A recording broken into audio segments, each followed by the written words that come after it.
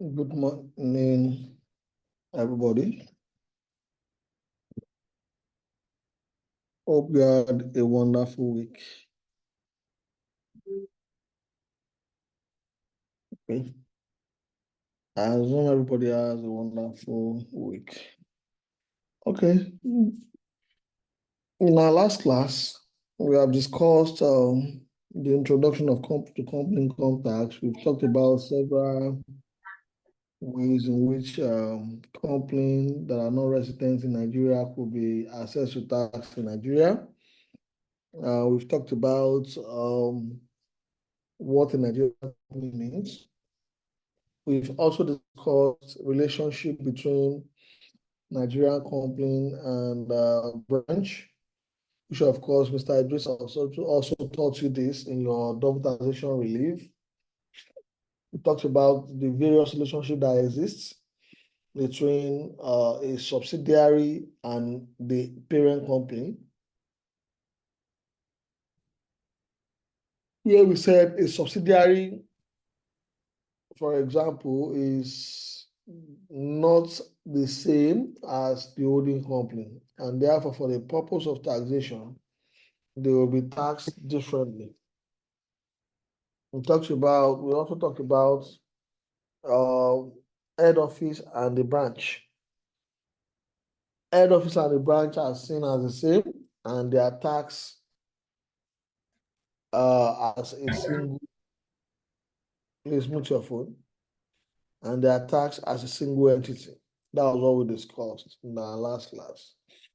We also discussed significant economic presence in our last class. We discussed various ways in which companies could be assessed to tax, where we talked about companies could be assessed to tax based on their profit, dividend, turnover, and minimum tax. Those are the four things that we discussed in our last class. In our last class also, we moved straight to donation, where we talked about donation. We said we have two types of donation.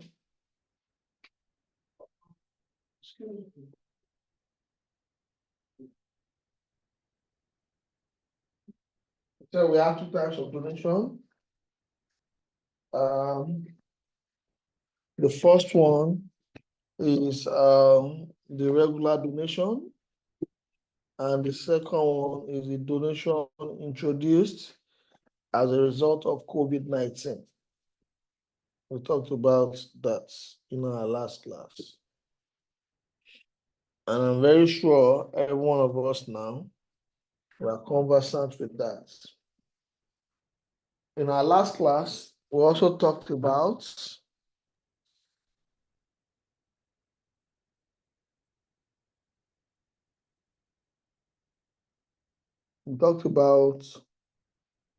the Finance Act implication on tax exempt income.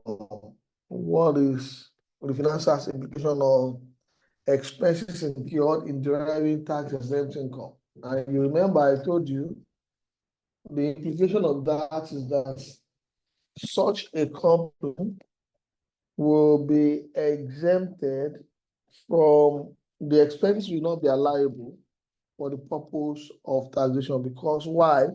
The income that derived that expenses is not a taxable income. Therefore, any expenses incurred in relation to that will not be an allowable expenses. We spoke about that in our last class. So from what we did in our last class, do you have any question before we move ahead?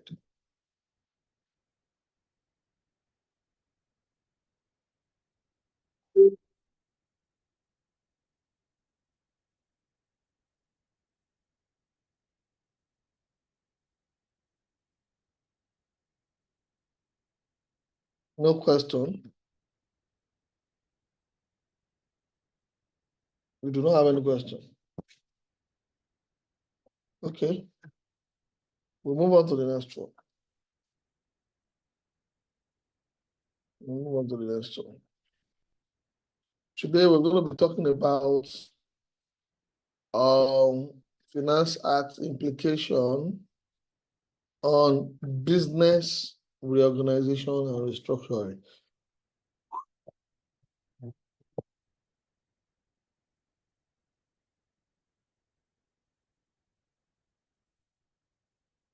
Examiner like testing this part. And why did I say so?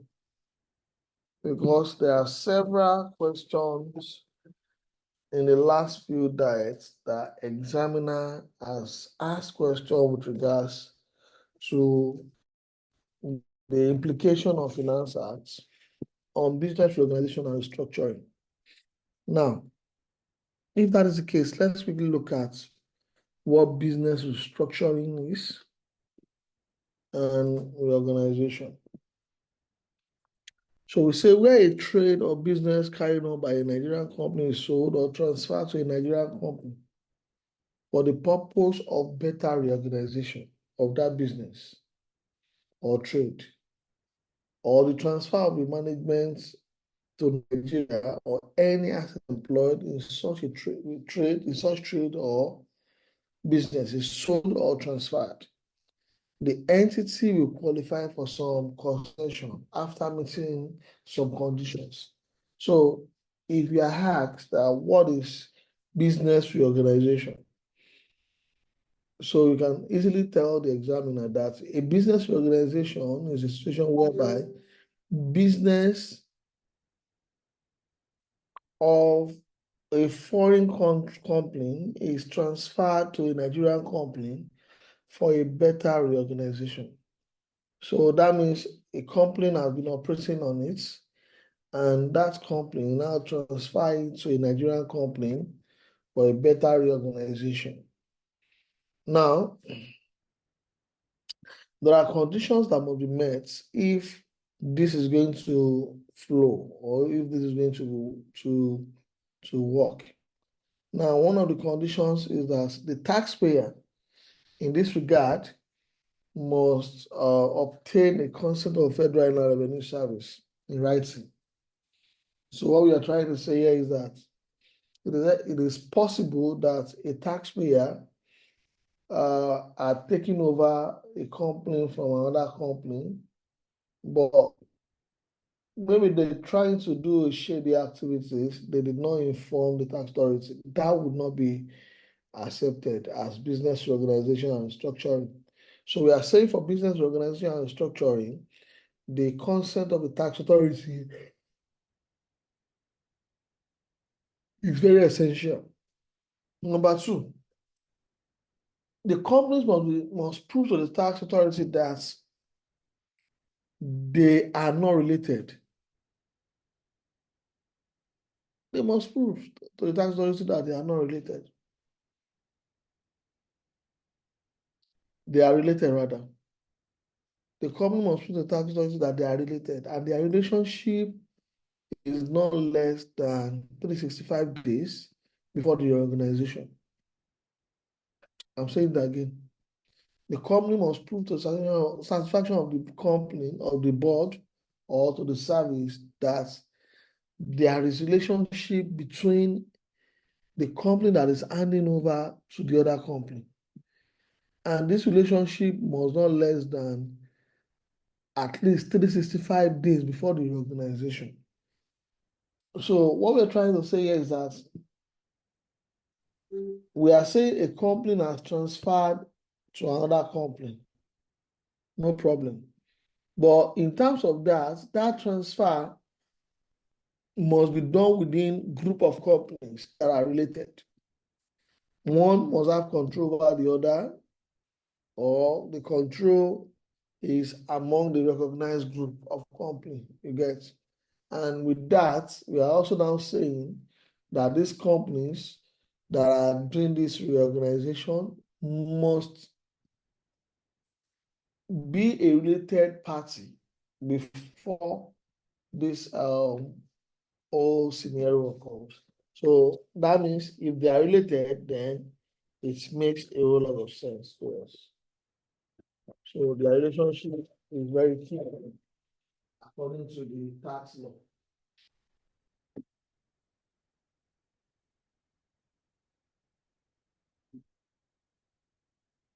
Now, what are the concessions?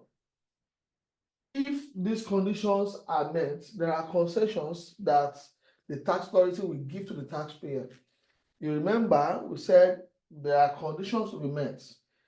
And when we talk about a business reorganization, we said this is a business carried on by a company and is sold to another company for a better reorganization. And we're now saying that these companies must be related. The Federal Inland Revenue Service must be aware of this transfer. And number 3 is that the relationship must not be less than 365 days before the reorganization. At least they must have been related for at least 1 year before you are reorganizing the business. Now, having said this, we now know the 3 conditions. Okay? The concession that the Act gives is that because they are related, we are not going to be applying commencement rule and cessation rule to this company. You know, a company that is that another company has handed over to is supposed to use commencement rule, right? And the company that is handing over is supposed to use cessation rule. Okay, that will not be applicable in this scenario. That will not be applicable in this scenario. So we are also saying that asset would have been deemed to have been transferred at their tax written down value. So that means the assets will be taken over at the tax written down value.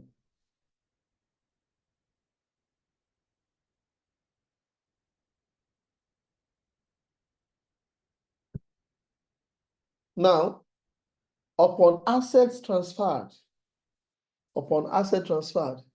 there would not be what we'll call capital gains tax on the asset transferred. So when these 2 companies exchange transfers assets to another company, the company that is selling it will not be subject to capital gains tax. You remember, capital gains tax is charged on the excess of your sales proceed and cost of acquisition. Okay, now we're now saying that even at the point of transferring these assets to the other company, you are not going to be paying capital gains if there is an element of profit that has arisen as a reason of that transfer. We also said on the assets, value-added tax will not be charged. Now, we have talked about 4 concessions that the tax authority will give to the taxpayer, provided they meet up with the 3 conditions we talked about. Remember, the first condition is that the FIRS must be aware. Number 2, there must be control within the group. That is the person transferring to the other person. Either of them must have control over each other. Okay, and that relationship that we are talking about must not be less than 365 days, or must not be less than 1 year before the reorganization. Now, if these 3 conditions are met, then we can now talk about concession that the tax authority will give. Number 1 concession is that commencement and cessation will not be applicable. Tax written down value, asset will be taken over at tax written down value. Number 4 is that the capital gains tax. Number 3, capital gains tax will not be applicable. And number 4 is that value-added tax will not also be applicable. Now, if these conditions are not met, then this concession will not be applicable. Again, those assets sold to you or the business transferred to that other company cannot be transferred again, within 365 days. You remember, the first thing we said was that the company can must have been related at least 365 days before the transfer occurred. We are now saying again that I won't transfer the asset and ownership and management of the company to you. You cannot transfer it again within another 1 year. If the company decides to transfer it within another 1 year, then all the concession that the tax authority had given will be withdrawn. All the concession will be withdrawn. So that is what this paragraph is trying to explain. So we are saying that you cannot transfer it again within 365 days. You can do that after 365 days, but within 365 days of that transfer, you cannot dispose the assets. Now, let's talk about reconstituted company. Reconstituted company is not the same as business reorganization and restructuring. Though they are under the same section, this is section 10 of SITA, section 29, subsection 10, and this is subsection 9, thereabouts. Yes, this is subsection 9 of SITA. So let's talk about business reconstitution. This is a company incorporated under the Company Income Tax Act to be carried on by a Nigerian company, carried on in Nigeria by a foreign company rather. So we are saying this kind of business is carrying on, it used to be carried on in Nigeria by a foreign company. An asset of that company is now transferred to a Nigerian company. Then we say that company is a reconstituted company. It is different from reconstruction because for restructuring, it's more or less like a Nigerian company transferring to another Nigerian company. Meanwhile, a reconstituted company is a foreign company operating in Nigeria, transferring its assets to a Nigerian company. Okay? So this is a company incorporated under the Company Income Tax Act to carry on any trade or business previously carried on in Nigeria by a foreign company. So a foreign company has been the one carrying on this business. Now it is now being carried on by Nigerian business. That is, the foreign company has transferred the ownership and structure to a Nigerian company. Then we say this is a reconstituted company. Now, I think the first time this thing occurred was during the Obasanjo regime in 1976-77, where they talked about indigenization policy. You remember? So that was the first time this thing occurred. That is, the business that has been carried on by a foreign entity are now transferred to a Nigerian company. You get? So we call it a reconstituted company.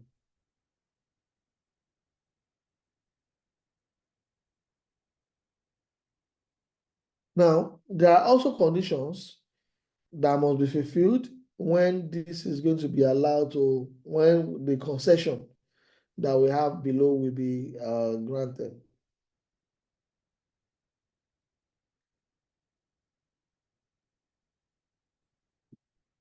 Number one, the parties must obtain the Federal Inland Revenue Service consent. Consent is very important.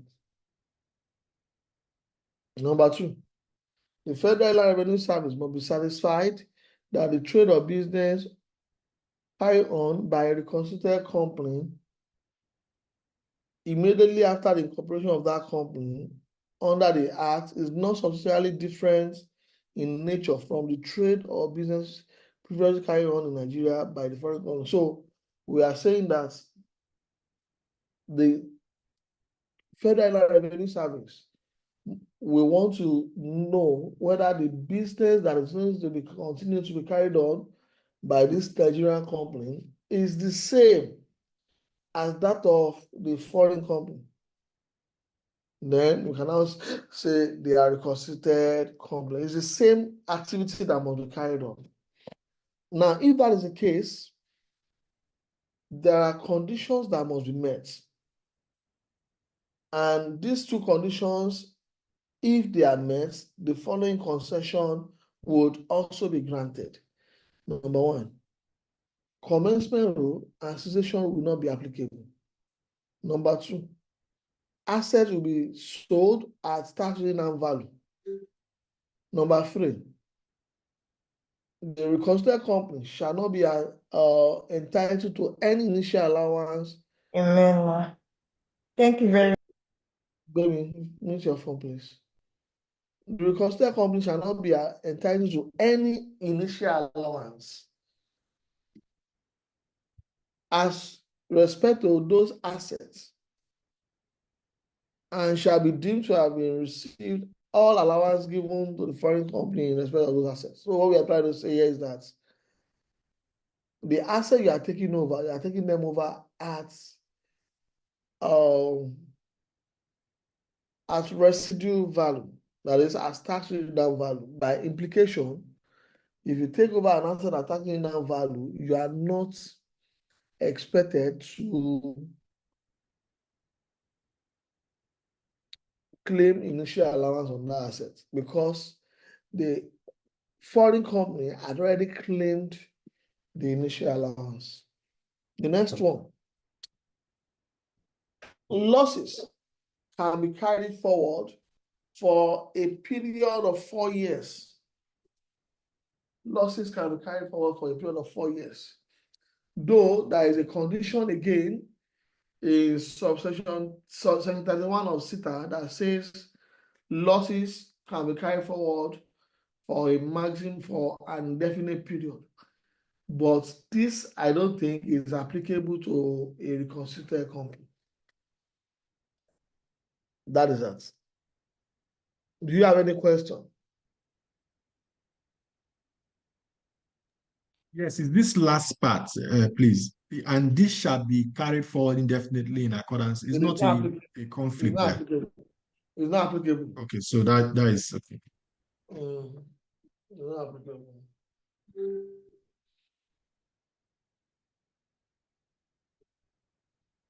Okay. If you are there, I am there.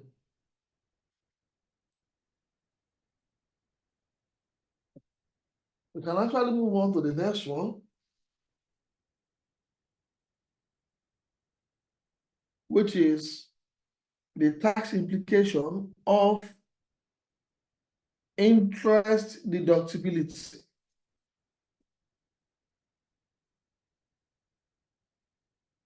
Tax implication of interest deductibility. This part is very, very important. And it's more or less like an anti-tax avoidance measure put in place by the government. Sorry, my voice is a little bit slow today. Just bear with me. Now, when you talk about interest deductibility principle, what are we trying to achieve? You know, for example, that companies are very, very wise, especially the foreign companies that have operation in a jurisdiction that we can say have lower tax rates. You know what they will do? In a jurisdiction that has a lower tax rate, they will incur less expenses. Okay? In a jurisdiction that has a higher tax rate, they will incur higher expenses, more expenses. What they are trying to achieve is to plan their tax effectively. That's what they are trying to achieve, to plan their what? Tax effectively. To the extent that the tax they are trying to plan effectively would not, at the end of the day, when you look at things on a corporate, at a global scale for those companies, they would have paid a lesser tax liability, because what they are trying to do is that they look at a jurisdiction that has a lower tax regime or zero tax regime. We call that tax haven. Okay, they reduce their cost there. Reducing their cost means at times it could be that they will be transferring their costs to a region that has a higher tax regime.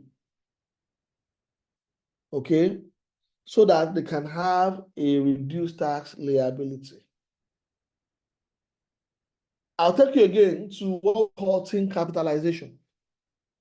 What is tin capitalization? I have just discussed tax haven. Tax haven is a situation whereby a company transfer its cost to a lower tax regime, or it's a tax haven. We can say it's more or less like a company or a country with a lower tax regime as compared to the other. So that means that country has a lower tax regime. So it's a country, when you say tax haven is a situation whereby a company decides to set up its business in a jurisdiction that has a lower tax regime or lower tax, zero tax regime. There are some countries that will not collect tax at all from your business. There are some companies that has a lower tax regime. Okay, that is tax haven, for example. Now, what is tin capitalization? Tin capitalization talks about where a company is highly geared. Where a company is highly geared. What do we mean? That means the company is being run mostly by debts. I want to try to link the tin capitalization with tax haven. Now, you remember I told you that in a tax haven situation, a company that has a global scale, that has a company in Nigeria, has a company in South Africa, has a company maybe in London, we look at the tax regime of all the countries. Within the group of the company, a company that has a higher tax regime will go to, because of their global tax planning, that corporate will borrow, let's say we borrow a Nigerian company that has a higher tax regime money to fund its business, right? Interest on loan is tax deductible, right? Which of course will increase our own cost here, right? If it increases our cost, what happens to our profit in Nigeria? The profit goes down. Implication is that you are going to pay a lower tax liability in Nigeria, right? Now, that income, interest income, will be taken out of Nigeria to the company that borrowed Nigerian money, which is still the same within the same group, right? Now, that company might be in a jurisdiction that has a lower tax regime. Might be in a jurisdiction that has a what? A lower tax regime. Now, because it has a lower tax regime, by the time that company is reporting its profit will go up and it will pay a lower tax liability. Indirectly, you have increased your cost in Nigeria and you have also increased your profit in a lower tax regime. to the extent that you are now paying a lesser tax on that income. Okay, leave that as. So we're now saying government has been having challenges with this because as a result of tax plan, we know that when a company incur interest on loan for the purpose of the business, the interest on loan will be allowable deduction. We all know that. So that means if it is allowable deduction, there is a problem because at times, just like I said, a company can now decide that major bulk of its expenses will be interest on loan because the company knows that interest on loan is tax deductible, right? Because it's tax deductible, they will now be increasing the loan they are getting. Instead of running the business with equity, they will run the business with loan. And that was why I said, when a company is financing its operation through debt rather than equity, we say this company is what? Thinly capitalized. That is, the company is highly geared. So, and we know that interest on loan is an allowable reduction. I haven't said those introduction. I can now tell you for sure that even government too has now begun to look at all these implications and say, okay, for the purpose of this, interest on loan will be restricted to 30% of earnings before interest, tax, depreciation, and amortization. Your interest on loan shall not be more than what? 10% of earnings before interest, tax, depreciation, and amortization. Right? So that means the government knows that some companies are also doing this for the purpose of reducing their tax liability. That is by getting a loan. They'll get loan, the interest they charge it to the account, and government will allow it, right? So we're now saying that loan received by a company shall be restricted to what? To 30% of earnings before interest, tax, depreciation, and amortization. Okay? So that is that. Now, it is also very instructive to note that this loan that we are talking about must be loan that is for the purpose of the business.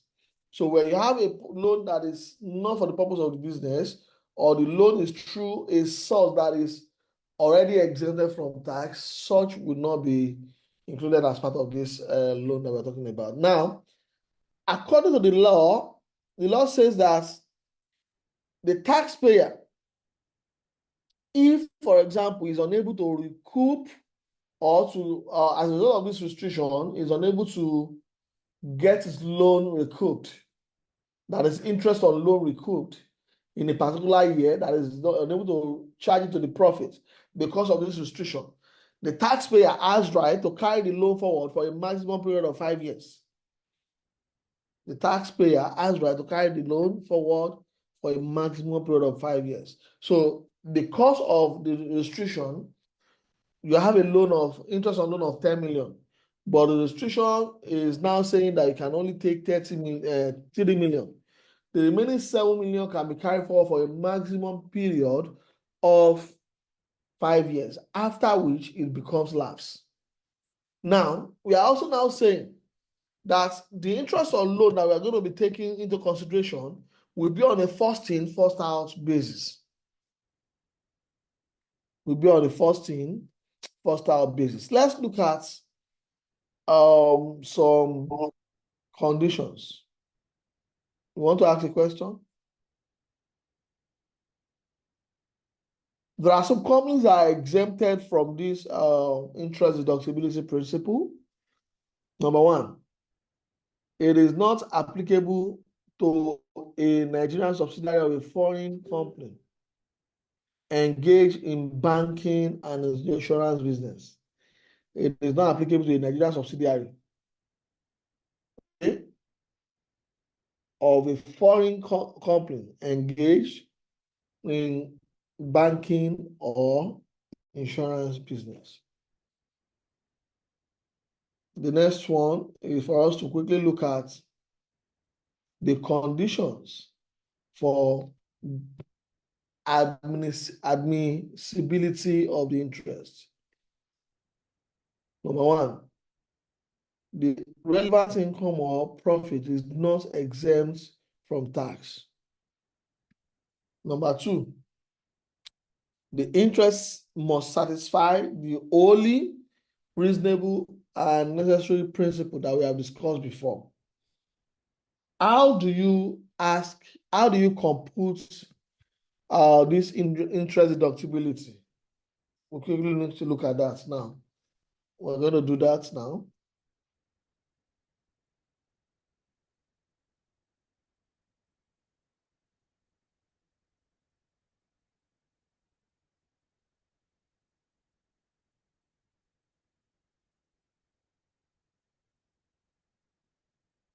So what are the procedures for computation? I crafted this out. Number one, interest on loan is tax deductible. We all know that now, that interest on loan is tax deductible, but shall be restricted to what? To 30% of earnings before interest and tax.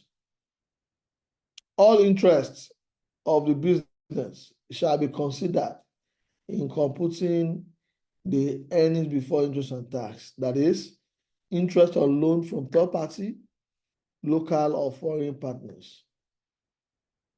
Now, the next one is, what do we need to do? Say, compute qualifying interest for deduction. This is the addition of all interest payments less exemption. Less exemption. And add the unrelieved interest to previous years carry forward. Qualifying interest on loan to be deducted must be for the purpose of the business. Compare the 30% of earnings before interest and tax and qualifying interest on loan above. If the 30% is greater than the qualifying interest, there shall be no restriction.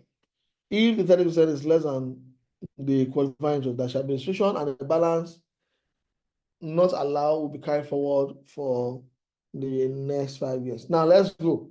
Let's quickly talk about how to compute it. All those grammar is becoming boring. How do you compute your earnings before interest and tax where accessible profit is given? How do you compute your earnings before and tax where accessible profit is given? Number one, we know that interest, accessible profit, before you get into accessible profits, we know that, excuse me, guys.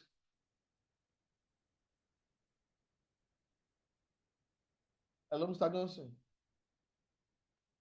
Good morning. Sorry, guys. So, you remember how to compute our accessible profits. You know that our accessible profits would have meant your net profits, add non-allowable expenses, deduct allowable expenses omitted, Abi, and also less income not taxable included, and remove and add taxable income omitted. You will use that to get your accessible profits, right? Now, also, you know that we said we need interest before tax, sorry, earnings before tax depreciation and amortization. That's what we need. And you know, when we are calculating our civil profit here, number one thing that will not be included in this, our accessible profit, would have excluded, Abi, interest, sorry, would have excluded depreciation by disallowing it, Abi. That means we added it back. Abi, we would have also taken out any form of tax by adding it back if it were to be included before now. Amortization would have added it back, but would have left interest on loan because they are allowable. Abi? So that is why we are only adding back interest on loan here and not talking about depreciation and amortization and all those, because they are already part of it. We have added them back. We would have added back depreciation, we have added back tax, amortization, Abi. But we will not add back interest at this point because interest is a liability reduction, right? So that is why we are now adding back interest now. Let's come here and let's see where net profit is given. Look at what we have done. When we were given net profits, the first thing we did was to say, in our net profits, we would have added back depreciation, Abi, amortization, and tax to get our accessible profit. This is the accessible profit. This thing that you have here. To get our accessible profits. Abi, we will now say, because in this net profit, we did not disallow interest on loan. We will now say, add back interest on loan so that we can get our earnings before interest, tax, depreciation, and amortization. Do you have any question?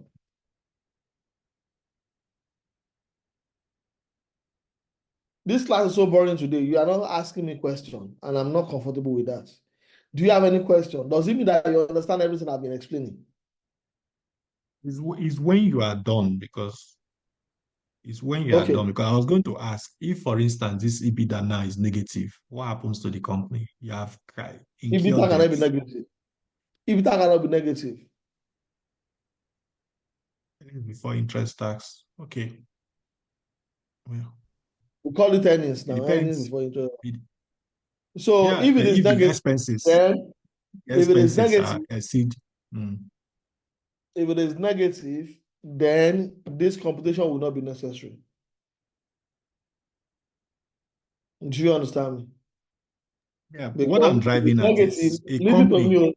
Where is my brother? Yes. If it is negative, that means we are going to not grant that interest on loan that year. We will carry forward the entire interest on loan, because you remember the principle. We said where your interest on loan computed is greater than 30% of your earnings before interest and tax. What do? We restrict to earnings before interest and tax. Abi? So we restrict it to 30% of that negative. So that negative, we are not going to include it in our computation. And we will not also allow any interest that year because it is now negative. No interest will be allowed that year. So that's let's look at our illustration so that we can bring this into perspective. Illustration 9. XYZ Limited is a subsidiary of XYZ UK Limited. The following information was extracted from the financial statement of Nigerian company for 2020 year of assessment. Net profits, 400,000. Interest, in arriving at the net profits, the following amount of interest had been deducted. Interest on debts paid to UK company, 400K. Paid to other creditors, 200K. In respect of 100,000 out of the amount paid to third party, which is this guy, was in respect of loan obtained in generating tax-exempt income. You remember, any expenses you incur in generating tax-exempt income, what do you do to it? Robin, what do you do to it? Not allowed. Not allowed. Thank you, Robin. It's not allowed. Angela, I can see you. How are you? I'm fine, thank you. Good morning. Good morning, and good morning, everyone. I want to greet everyone one after the other now. Alero, I greet you. Good morning.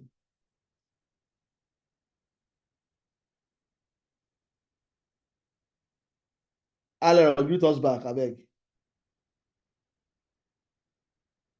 Alero is one. You remember when you are doing office work, some of us will just put it on green when they say we should work from home. That's what Alero is doing now. I want to assume that. Okay, Anthony, how are you? The same thing with Anthony. They don't come class. I know the students that have come to class today. Debbie, how are you? Sir, good morning, I'm sir. fine, sir. I'm You don't come fine. class. You don't come class. You don't come. You don't come. Deb is Jerry, answering how are now. you? Deb is You know, answering now. okay. I'll give you 5 out of 10. Jerry, After the you know answer on time. Okay, I'll give you 10. Yadima, how are you? Omeke, I'm how are fine, you? sir. Okay, that one at 10. Omeke, how are you?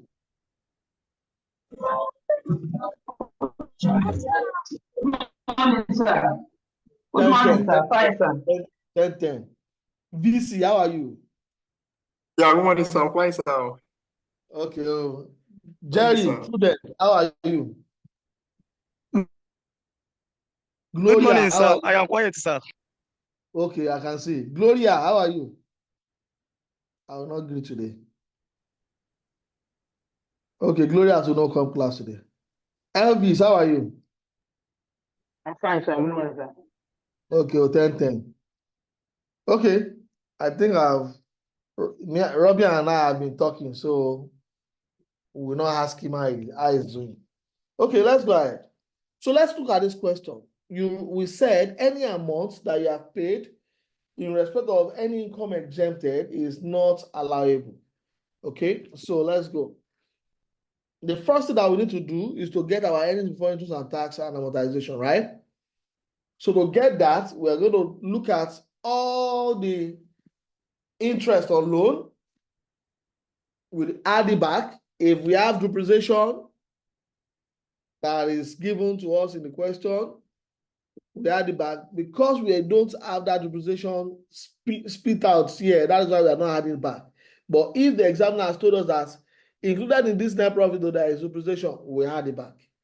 But now the only thing that we are sure of is the interest deducted. So we add it back. So we have our earnings is now 1 million. You remember, we said your loan shall not be more than 30% of your earnings. So 30% of this is 300,000. Now let's go and look at our qualifying interest. Now, how do we ascertain our qualifying interest? Total interest that we have for the purpose of this class is 600,000, Abi. And we're told that 100,000 was incurred in generating tax exempt income. We remove it. It's not allowed for the purpose of taxation. So our interest qualifying for deduction is 500,000. But we said that where your interest is more than your 30% of any before interest and tax, what do? You restrict it to what? 30% of any interest, any before interest and tax. That is what we did here. It has been restricted. So when you look at that, amount of interest deductible in 2020 year of assessment is going to be 300,000, which is the lower of 30% of any before interest and tax, and total interest incurred by the company. Now, this is total interest incurred by the company. So this is the any before interest and tax. So that means you are only going to relieve for that year, allow for that year 300,000. The remaining 200,000 will now be what? Carried forward to the next how many years? 5 years. We have said it here. So that's what we are trying to explain here. Okay, that's what I'm trying to explain here. I'm looking for another question that can, let me see if I have other question on that. Okay, let's do another question on that. That one is too simple and straightforward.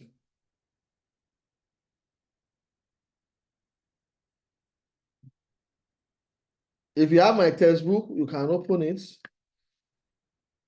In my last class, I told you the soft copy of this book is available for this diet. So if you're interested, let me know so that we can make it available for you. So what page is it on? I want to open it. That's what I'm trying to open. 233.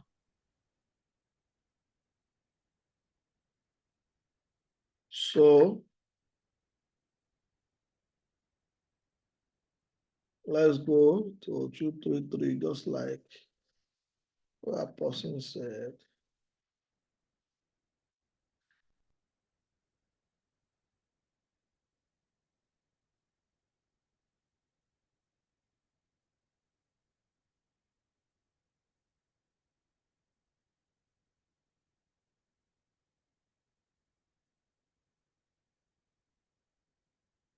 Okay. Which edition are you using?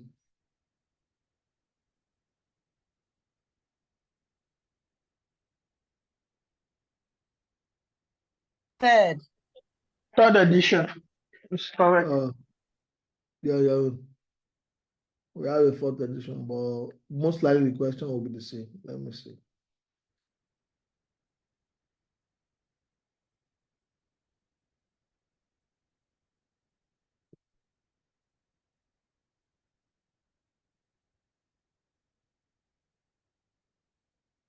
Okay.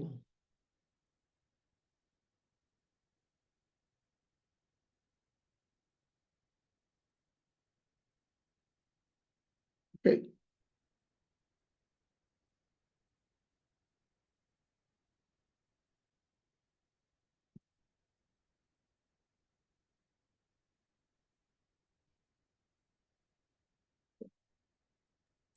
Samsung Galaxy Limited is a subsidiary of Galaxy Incorporated Limited, a company based in Kaduna, northern parts of Nigeria. The following information were extracted from the financial statements of Samsung Galaxy Limited. So that's the table. Additional information. Additional information 1. Information provided by the company for the year ended 31st December 2021 revealed that out of the loan paid to System Incorporated Limited, 5 million, was in respect of a loan obtained to generate tax-exempt profits.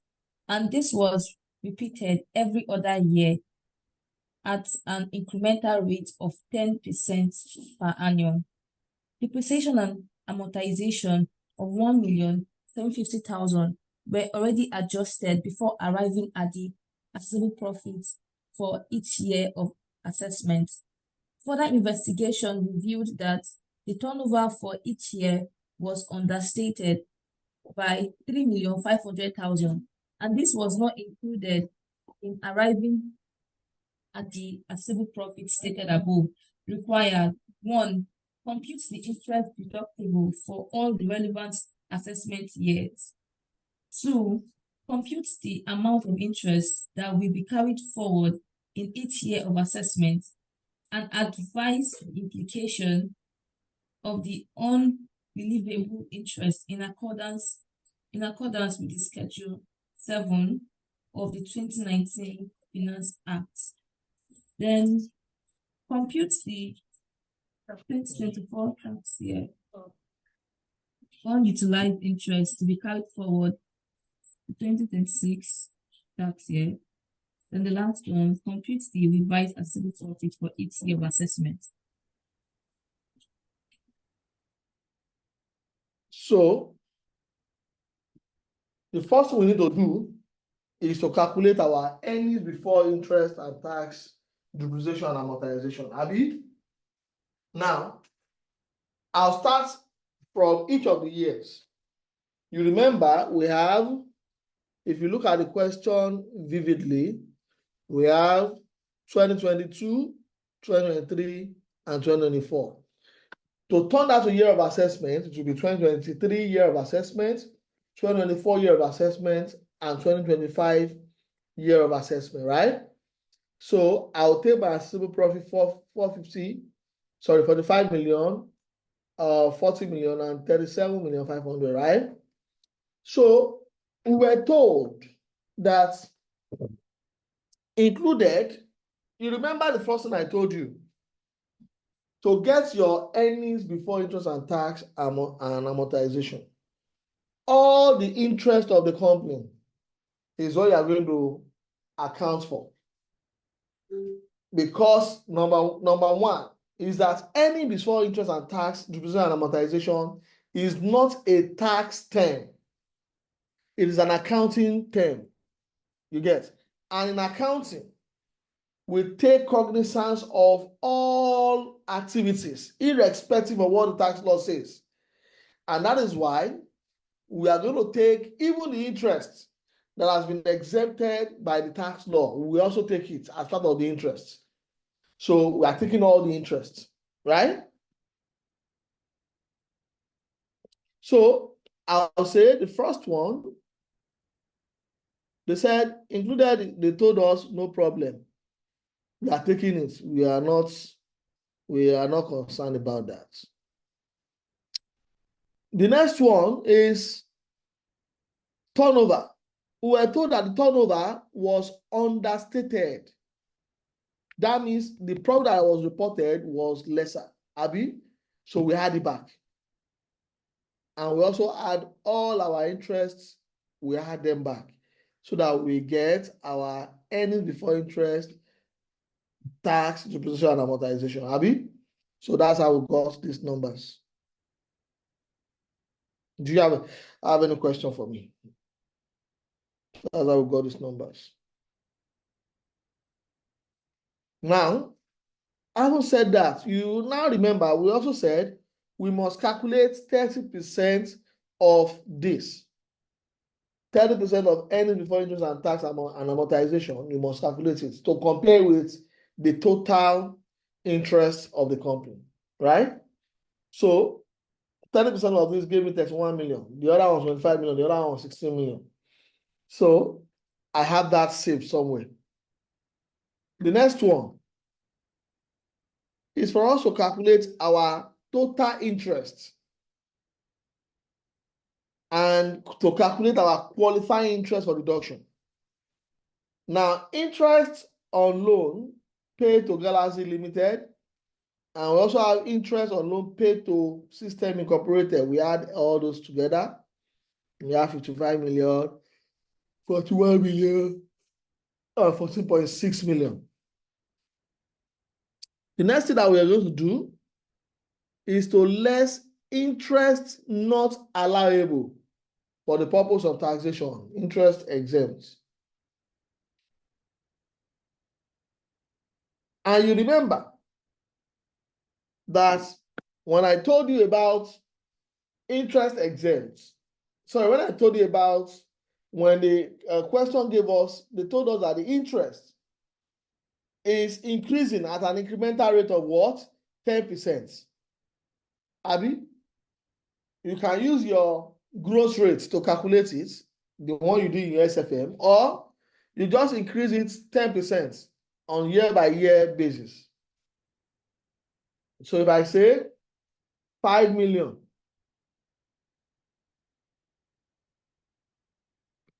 5 million times 1.1, that will be 5.5. 5.5 times 1.1, that will be, what was it called? 6 million. That will be 6 million and 50.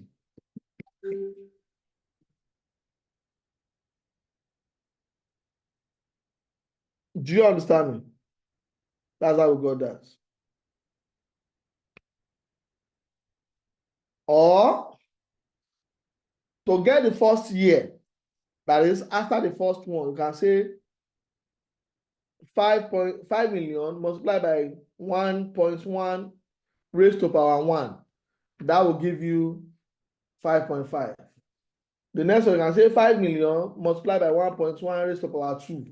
That will give you 6 million and what's it called? 6,050,000.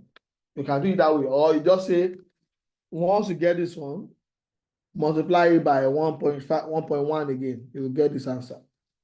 So that is that. So the next one is for us to now get the total qualifying interest. For me, I will say total expense, interest expense is 55,000 less 5 million. You have 5 million, 50 million. The same thing for this one, you have this. The same for this one, you have this value. Now, total qualifying interest for this year will be 50 million. Abi? I will now compare this 50 million with this.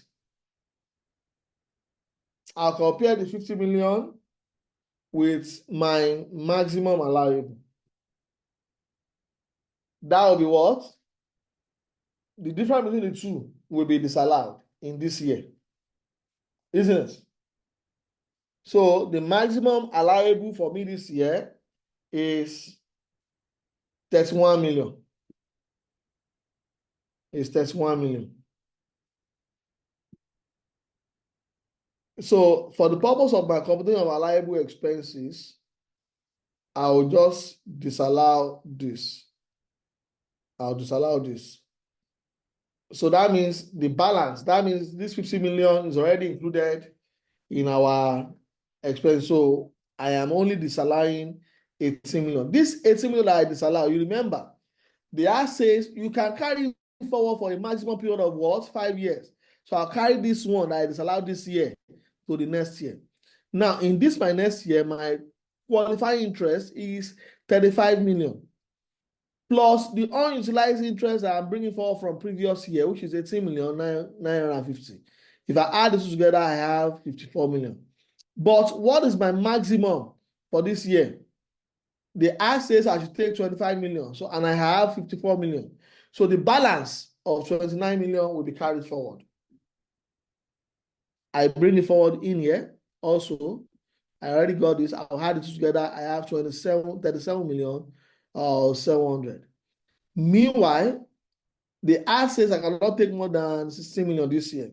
Therefore, if I'm taking 16 million, that will be the maximum that I can take this year is 16 million. So the balance, that is this minus this, will be 21 million, which will be what? Carried forward. So we are done with that. Examiner now says, look at it, we have treated 1, 2. We have treated 1 and 2. We have not treated this, but let's treat this one first. Examiner now says, compute the revised accessible profit. Let's go. In computing my revised accessible profits,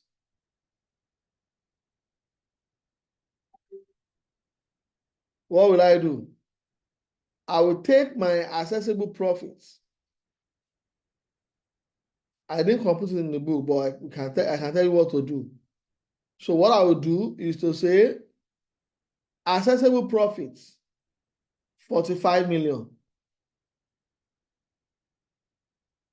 The allowable, the turnover understatement, I will add it to each of it. I will add this, I will add this, I will add this. I will now deduct the maximum allowable. This one. That is the allowable, what is it called? Expenses for that year. I will deduct it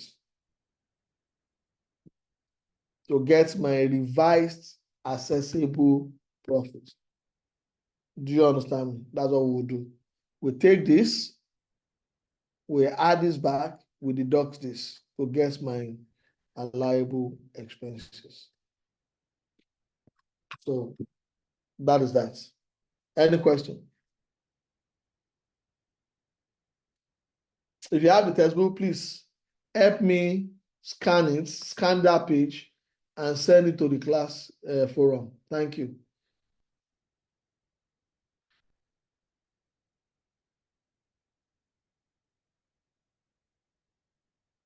Any question? I've lost your screen. Yes, I did it that way. So I want Bring to it back up, please.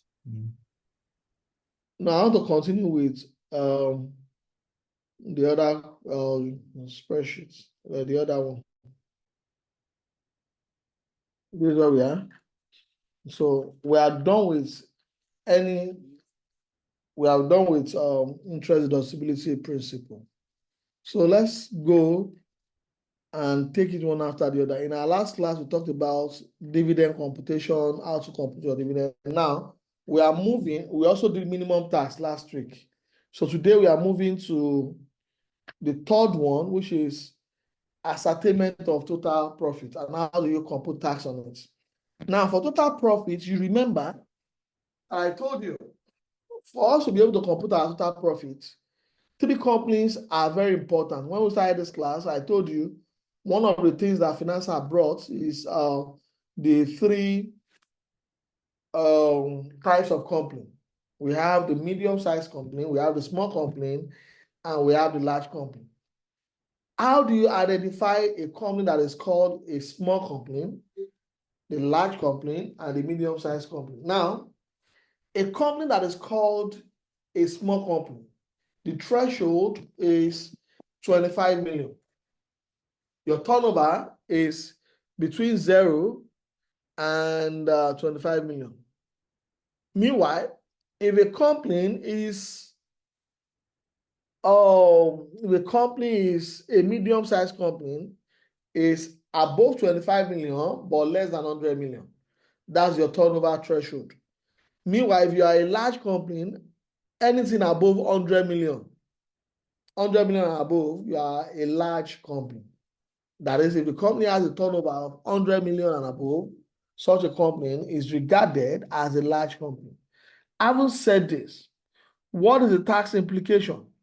If a company is a small company, if a company is a large company, or a company is a medium-sized company, if a company is a medium-sized company, the tax rate will be 20%. The tax rate will be what? 20% for a medium-sized company. A company that is a small-sized company, the tax rate is 20%, sorry, 0% for a small company. And meanwhile, a large company is 30%. You remember, the threshold is very important. Their turnover threshold is what we are looking at, not their profit. So that means a small company is a company that has a turnover of 0 to 25 million, and the tax rate applicable is 0%. A medium-sized company is a company that has a turnover of above 25 million, but less than 100 million. And the turnover, the tax rate is 20%. A large-size company is a company that has a turnover of 100 million and above, and the tax rate is 30%. Having said this, it is instrumental to know that for a small-sized company, they are not expected to pay tax liability. But our main focus in this class today will be on a medium-sized company and a large-sized company. Now, for a medium-sized company, there is also a provision in the tax law that gives them a concession. And also for a large-sized company, there is a provision in the law that gives them concession. According to Finance Act 2019, if a company is a medium-sized company and pays its tax liability within 3 months after the year end, the company is entitled to a bonus of 2% of the tax paid. Meanwhile, if a company is a large size company, the company is entitled to what? 1% of the tax paid for that year, which will be recouped against their subsequent income in the coming year. Having said this, Nobody, go ahead. nobody will take up that. Nobody will take it up. Why? When interest rate is almost 15, 18%, Yeah, 2% very of smart guy. tax paid over a period of 90 days is peanuts. You are a very I'm smart just guy. thinking aloud, sir. In fact, this thing that you have just said is bringing another dimension into my head. No taxpayer that knows management of tax, management of cash flow will take this what's it called? This provision serious. Nobody. Nobody. Because imagine you are only guessing. So that means within that 90 days, within the 6 months rather, you can use your money to do some other things and invest, and you get a substantial amount of money. So instead of government giving 1%, 2%, it still does not make sense. That concession needs to be reviewed. So if government really wants to do it, they should increase it like maybe 10%. Maybe that will be attractive enough for the taxpayer to pay on time. And if they are also considering time value of money, it's at the government advantage. But you are giving me 1%, 2%, where interest rates as of today is over 20%. So just oppose that against each other. That means that provision still lacks reality. The provision lacks reality. But as bad as it is, for the purpose of this exam, just know it. Okay? So large size company, if you pay your tax within 3 months, what is that? You have 1% rebates and will be deducted in the subsequent tax that you're going to pay. That means if you pay it now, you are not going to deduct it now. In the subsequent tax that you're going to pay, you can deduct that rebate in the subsequent tax you're going to pay. Okay. And for medium-sized company, the same, 2%, and you can deduct that in the subsequent tax that you're going to pay. Having said this, let's quickly look at the format for computing of tax liability. We are almost running on with this topic. By the time I have one more class with you, we are done with company income tax. You can see the number of weeks that we have been on this. It's not a straightforward topic. And by upper way, by the grace of God, because I'm still going to do with you one more class on company's income tax. By coming week, that will be on the 27, thereabouts, that period, we'll be starting our petroleum profit tax. This is like a number 2 question, constant K in your exam. Hydrocarbon tax will come out. So don't stress yourself too much. Hydrocarbon tax will come out, company income tax will come out. So you have to take your time and study those topics very well because it will come out. Okay, let's go. You remember when we did our trading profit and loss adjustments, where we talked about how to get our adjusted profit? We've done that. We have balancing charge. This was done when we were doing company capital allowance rather. Loss relief. We have done loss relief. We are bringing all those things together again. We have done loss relief. We told you that loss relief can be carried forward indefinitely, and for a company that is a trading company, loss relief does not have restrictions, so you don't restrict, you can relieve everything. Now, for capital allowance, that's what I wanted to say before I talked about the loss relief. For capital allowance, if a company is a trading company, you restrict the capital allowance to a maximum of 2/3 of the accessible profits. 2/3 of this is what is going to be allowable. But if the company is a manufacturing company, the company has no restriction to the amount of capital allowance to claim. That is that. And just like I've said the other time, this company will be assessed to tax depending on the nature of the business. If the company is a small size company, then the company will not be taxed. If it's a medium size, 20%. If it's a large size, 30% will be taxed. Now, education tax is currently at the rate of 3%. Note that. Okay, sorry for the distraction. So that is how we've talked about this. So in the next 10 minutes, let's quickly look at this question. I think we should be able to do it. It's not a difficult question to do. Fortune Nigeria Limited, a reputable soap making company, is based in Lagos and registered over 10 years. Now that means this company is a what? Reputable soap making company. The reputable soap making company. Nobody should come in and touch this. Nobody should touch this again. It's a reputable soap company making, right? And we said if it's a manufacturing company, the company will be what? Will be assessed to tax. Will be the capital allowance will be restricted to 2/3 of the assessable profits. That is the essence of that statement there. So we are given turnover, we are given cost of sales profits, gross profit and other income. We have that. We have that. Now we have, so the first thing you do when you have a question on this is that you first go to your additional information. You tackle it one after the other. So the first thing I will do is to take my net profit. The net profit I have in this question is 10,886,000. So I'll go ahead and take my 10,886,000 as my net profit. Now I'll go one after the other. Included in the other income was 850,000 and as profits on disposal of assets. Is that a taxable income or not taxable income? Is it a taxable income or not taxable income?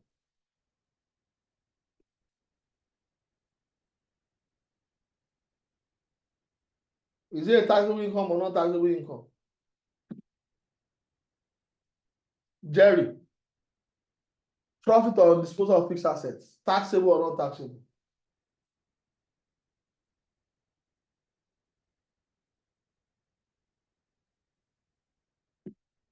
It's taxable. Thank you, Angela. It's not taxable. It is not taxable income. If you have profits on disposal of fixed assets, disposal of government security, dividend, all are not taxable, okay? So it is not a taxable income. And because it is not a taxable income, what do? We subtract. Because before arriving at the adjusted profits, they have included this in the computation. Therefore, we remove because we said it is not taxable. Next.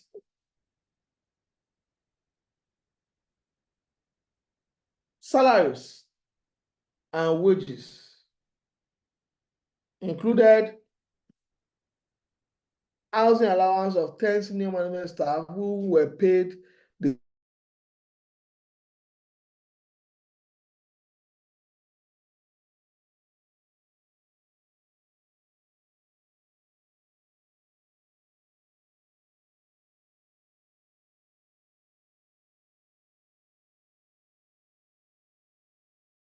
that is not it does not have any impact. Okay, they were just telling us what they were paid. It does not have any impact on our computation. The next one.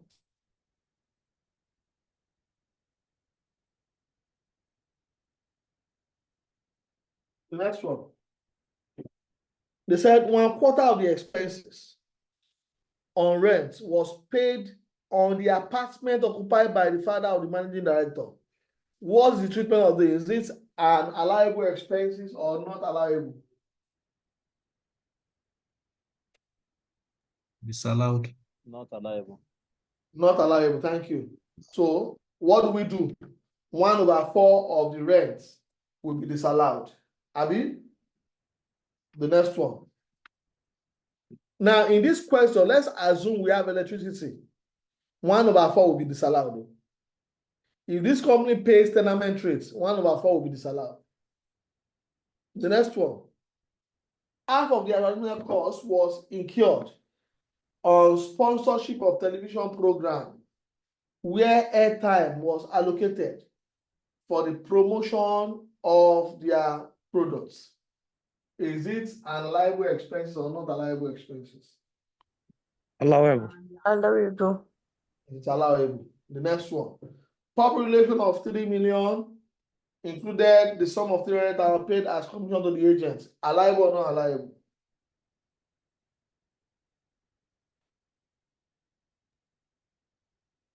Allowable. It's not allowable. It is allowable. Look at it very well. Allowed. It's It's allowed. allowable. Because it's The to the next sales one. agent. Yes, it's sales agent. It's helping us sell our goods. Breakdown of miscellaneous expenses include the following. Cost of hardware, allow or not allowable? Cost of hardware, allow or not allowable? Answer. That's a capital item. Allowable or Not not allowable? allowable. Not Not allowable. Not Allowable. allowable. What you know I'm saying, allowable or not allowable? Not Not allowable. allowable. Not allowable. Capital item. Cost of fuel, allowable or not allowable? Allowable. Allowed. Allowable. Printing and stationery, allowable or not allowable? Allowable. Allowable. Allowed. Allowable. Oh yeah, let's go to the next one. Donation to Egba community for town hall development, allowable or not allowable? Not allowable. Not Not allowable. allowed. Donation to Allowable. the commission of Ibadan, allowable or not allowable? Allowable. Allowed. Allowable. Gubernatorial candidates, allowable or not allowable? Not Not allowable. Not allowable. allowable. The next one, subscription to Institute of Higher Accountant of Nigeria, allowable or not allowable? Allowable. Allowable. Subscription to Regulatory Trade Association, allowable or not allowable? Allowable. Allowed. Allowable. To Nigerian Institute of Management, allowable or not allowable? Allowable. Allowed. So having done all the additional information, you will now go back to the body of the question. You will now go and be looking at them one after the other. You remember that we are told that this rent, 1/4 of it was used by the managing director's father. So 1/4 of it will be disallowed. And I told you if there is electricity in this question, electricity will also be disallowed. Okay. Now, having said that, we will now move to the question one after the Sir. other. We have looked income. Sorry, sir. By, I have a question. Why Yeah. did you say electricity will be disallowed? Okay, my dear, thank you for asking that question. In the house that we are using for the company activity, we were told that 1/4 of it is occupied by the managing director's father. That means by implication, if you look at it very well, the managing director's father will be using lights. Abi? So we also disallow it. That's the implication. Because we So we cannot. disallow 1/4 of the electricity too. You said? I'm asking that means we will disallow 1/4 of the electricity too. Yes, you will disallow it. More next- than 1,100,000. You said? In fact, Apple, why mute your mic if you are not talking to this class? So when we begin to look at the expenses, we see depreciation there. Depreciation not allowed, we disallow depreciation. And that's all. So let's go to the solution. We have treated all those. So we have our stable profits. why it's a congregate, why you? Apple, mute your mic. Oh, sorry. So we now have our net profits. We have deducted this, that's profit on disposal, and the other thing we have been added back. So capital allowance in the question we are given, and total profits. So on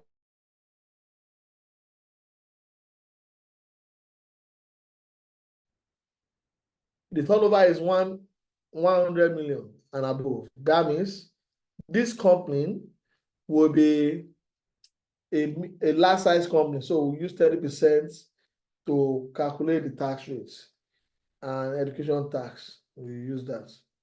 Now, the examiner is now asking us that what is the implication if this company were to be a small company?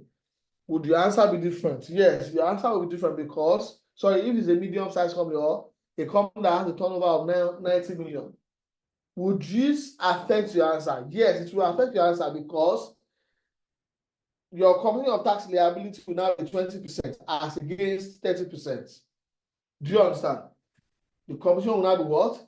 20% is against 30% that we used the other time. So that is that. So when we come in the next class, we are going to be looking at various scenarios, various questions. We are going to do about maybe 3 or 4 questions next week so that we'll be comfortable around when we say question in company income tax. Now, note that examiner has never tested question on the income deductibility before. They have never. Okay.